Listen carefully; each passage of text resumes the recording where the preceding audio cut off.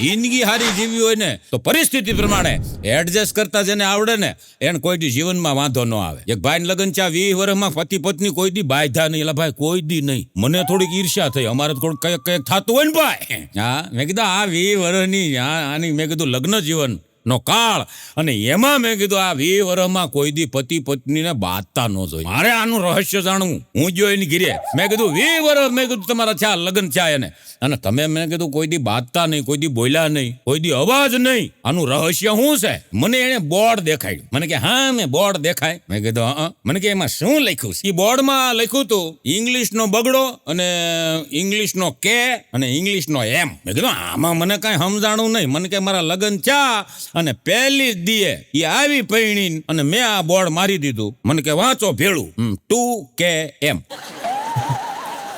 તું કે એમ આજથી હવે કે તું કે એમ તે દુનું હાલે કે એમાં ઈ કે ધારવાનું ઈ કે એને